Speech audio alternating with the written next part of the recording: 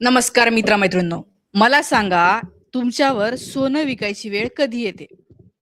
जेव्हा तुमच्याकडचा सगळा पैसा संपलेला असतो, तुमच्याकडे काहीतरी खरेदी करायला काहीही उरलेलं नसतं, तेव्हा काय केलं जातं? तर घरातला शेवटचा उपाय म्हणून सोनं विकलं जातं आणि त्याच्यामधून येणाऱ्या पैशातून पुढचे काही दिवस भागवले जातात. आता बातमी येते आहे, की आर-बी-आयने भारतामधलं किंवा आर-बी-आयमध्ये असलेला जो सोन्याचा साठा आहे, तो विकला असू शकतो, असं ब्लूमबर्गचा 2 दिवसापूर्वीचा रिपोर्ट आलेला आहे. ब्लूमबर्गचा हा रिपोर्ट आल्याच्या नंतर संपूर्ण देशभरामध्ये खळबळ माजली. सोशल मीडियावर सगळ्यांनी शेअर केलं.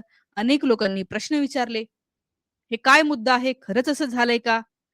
कारण देशाची अवस्था पाहिली तर असं वाटतं आहे, आपल्याकडे डॉलर नावाची गोष्ट जी आहे, त्याचा साठा कमी पडतो आहे आणि त्यामुळे आपल्या प्रधानमंत्र्यांनी काही दिवसाआधी आपल्याला काही गोष्टी सांगितल्या. सोनं खरेदी करू नका, पेट्रोल, डिझेल कमी वापरा, हे करा, ते करा, घरून काम करा. हे सगळं सांगितलं. हे कशासाठी होतं? डॉलर वाचवण्यासाठी होतं. एकंदर भारताची आर्थिक अवस्था ही अत्यंत याच्यामध्ये आहे. वीक अवस्थेमध्ये भारताची आज अर्थव्यवस्था आहे आणि त्यामुळे आर-बी-आयने हे विकलं असू शकतं अशी बातमी आहे. हे जी तुम्हाला इथे शेजारी दिसते ती ए माझाची बातमी आहे. तर ब्लूमबर्ग नावाची एक संस्था आहे, जिने इंडिया संबंधीचा एक रिपोर्ट आणला आणि तुम्ही त्यांच्या वेबसाईटवर गेलात तर ही बातमी तुम्हाला दिसेल 2 जूनला. काय म्हणताय? RBI may have sold gold to save forex reserve. आर-बी-आयने फॉरेक्स रिझर्व्ह सेव्ह करण्यासाठी म्हणजे फॉरेन परकीय चलन सेव्ह करण्यासाठी सोनं विकलं असू शकतं. हा रिपोर्ट आला. आता त्याच्यावर आर-बी-आयने काही क्लॅरिफिकेशन केलं आणि आर-बी-आयच्या क्लॅरिफिकेशनवर सुद्धा देशामध्ये शंका उपस्थित केल्या जात आहेत. कारण त्या शंका उपस्थित होतातच. आर-बी-आयने जे सांगितलंय त्याच्यामधून तुम्ही स्वतः तुम्हालाही कळेल, की अरे काहीतरी लपवत आहे. बघूया काय लपवत आहे. आता ब्लूमबर्गने असं सांगितल्याच्या नंतर आर-बी-आयने 2 दिवसानंतर एक प्रेस नोट दिली. हे बघा, हे जे इथे तुम्हाला दिसत आहे. आणि आर-बी-आयने असं सांगितलं, की आम्हाला लक्षात आलेलं आहे, की काही मीडियामध्ये अशा गोष्टी होत आहेत. आर-बी-आयकडचा सोन्याचा साठा कमी झाला असं म्हटलं जातंय. पण असं काहीही नाही. आर-बी-आय असं ते म्हणतात, की आपल्याकडे आता सध्या सोन्याचा साठा आहे 880 पॉइंट समथिंग टन. तो आहे आता. आणि त्यांनी एक लिंक दिली. ते म्हणाले, की ह्या लिंकवर जाऊन तुम्ही बघू शकता आर-बी-आयकडे सोनं आहे. आता ही जी लिंक दिली हे सगळं बघून आपल्याला असं वाटतं, की ओके. ते आपल्याला काहीतरी जबाबदारी घेऊन तटस्थपणे सांगण्याचा प्रयत्न करतायत. ही लिंक जर तुम्ही ओपन केली, तर तुम्हाला कळेल, की ह्या लिंकमध्ये डेटा आहे, तो म्हणजे एप्रिलचा. ब्लूमबर्गनी किती तारखेला बातमी केली हो सांगा? 2 जून 2 ला म्हणजे परवा. आर-बी-आयनी ह्या लिंक जर का तुम्ही त्या लिंकवर जाऊन बघितलं तर तुम्हाला दिसेल एप्रिल. आता हे ब्लूमबर्गनी काय सांगितलंय? ब्लूमबर्गनी हा जो सांगितलंय, की सोनं विकलं असू शकतं. ब्लूमबर्गचं म्हणणं आहे, हे गेल्या 2 आठवड्यातलं आहे. गेल्या 2 आठवड्यात असं केलेलं असू शकतं. गेले 2 आठवडे. मग आर-बी-आयने लिंक देताना ह्या 2 आठवड्याची लिंक का नाही दिली? गेल्या 2 आठवड्याची काय स्थिती आहे? दर आठवड्याला आर-बी-आय काही गोष्टी अपडेट करत असते. त्यामुळे जर आर-बी-आय कालच त्यांनी हे प्रेस नोट केलेली आहे, ब्रिजराज म्हणून चीफ मॅनेजर आहे आर-बी-आयचे. त्यांनी ज्या दिवशीची तुम्ही प्रेस नोट देताय त्या दिवशीपर्यंतचा डेटा द्यायला पाहिजे. 1 महिना आधीचा दिला. 1 महिना आधी तर काटकसर पण नव्हती करायला लावली मोदीजींनी. बंगालमधले इलेक्शन चाललेले होते. 4 तारखेला इलेक्शनचा रिझल्ट लागला. तोपर्यंत तर देशामध्ये सगळं काही नीट होतं. रिझल्ट लागल्यावर तिसऱ्या दिवशी पंतप्रधानांनी सांगितलं सोनं खरेदी करू नका, हे करू म्हणजे त्या दिवशी नंतर सगळे काटकसरीला प्रयत्न सुरू झालेले आहेत. त्यामुळे त्याच्यानंतरच हे केलेलं हे कशावरून सांगितलं ब्लूमबर्गनी? तर आर-बी-आयच्या वेबसाईटवर जो डेटा आहे, आता ते आर-बी-आय किती रुपयाचं सोनं आपल्याकडे आहे हे सांगते. किती अमाउंट आहे, नाही का? किती अमाउंटचं सोनं आहे.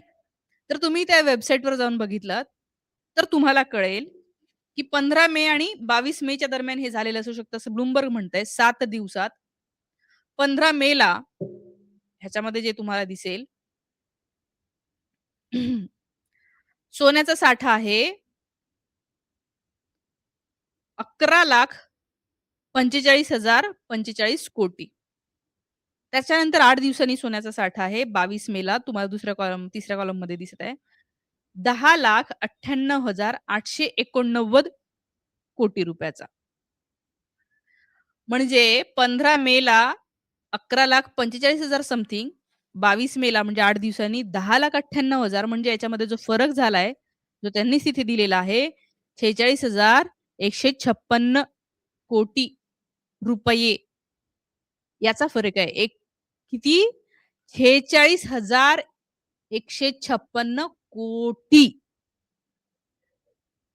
मग हा जो कमी झालेला आहे, काय कमी झालंय? इतक्या अमाउंटचं सोनं. याचं कारण काय असू शकतं आणि त्यामुळे ब्लूमबर्गनी जे सांगितलं त्याचा अभ्यास करून, की याच्यावरून हे लक्षात येतंय, की सोनं विकलं असू शकतं. आता आर-बी-आयने असं म्हटलं, की आमच्याकडे 880 टन सोनं आहे. आर-बी-आयने हे नाही म्हटलं, की मागच्या आठवड्यात 880 टन होतं. त्याच्या आधीच्या आठवड्यात 880 टन होतं. त्याच्या आधीच्या आठवड्यात 880 टन होतं. नाही. आणि त्यामुळे सोशल मीडियावर पण तुम्ही बघा अनेकांनी व्हिडिओ केलेले आहेत. अनेक छोटे-छोटे रील्स सुद्धा येतायत, की आर-बी-आयने या ठिकाणी डोळ्यात जे आहे ते तुमच्या धूळ फेकलेली आहे. कारण डेटा देताना दुसराच दिला. काही लोकांना वाटलं, बघा-बघा आर सांगितलं, नाही झालं असं काही, नाही झालं असं काही. मला सांगा गेल्या 14 वर्षात यांनी कुठली गोष्ट अशी आहे, की जी मान्य केली? नीटचा पेपर फुटला, ठीक आहे. जवळपास 400 मार्काचे प्रश्न लोकांच्या हातामध्ये आले, व्हिडिओ आले, फोटो आले. तरी पण, तरी पण सरकार काय म्हणलं? नीटचा पेपर नाही फुटला, पेपर लीक नाही झाला. 4-5 प्रश्न थोडेसे हे झाले. म्हणजे इथे सुद्धा त्यांनी हे मान्य केलं नाही. मागच्या वर्षी पण पेपर फुटला होता. तेव्हा सुद्धा मान्य केलं नाही. हां, एन-टी-एचे जे चीफ होते ना, सुबोध कुमार, त्यांना त्यांनी ट्रान्सफर करून टाकलं. पण पेपर फुटला हे मान्य केलं नाही. आता नीट तर कॅन्सल केली हो, कॅन्सल केली. कॅन्सल केली का केली? आम्ही नीटचा पेपर फुटला म्हणून कॅन्सल केली. माफी मागतो म्हणावं की नाही? अरे म्हणा ना, फुकट करताय का तुम्ही? पैसा खाताय ना, तुम्हाला वाटत नाही? वाईट नाही वाटत, की आपण फुकटचा पैसा खातोय, आपल्याला पाप लागेल असं वाटत नाही? का कुठल्या पापाची यांना भीतीच नाहीये? का यांना माहीत आहे पाप पुण्य काय नसतं, ते फक्त लोकांना गुमवायसाठी असतं. त्यामुळे हे कसं काहीच मान्य करत आहेत. तर तुम्हाला काय वाटतं, की आता मान्य करणार आहे आर की हो, हो, सोनं विकलं म्हणून? अरे देश विकला तरी हे मान्य करत नाहीये. त्या अमेरिकेचा ट्रेड डील मान्य केला.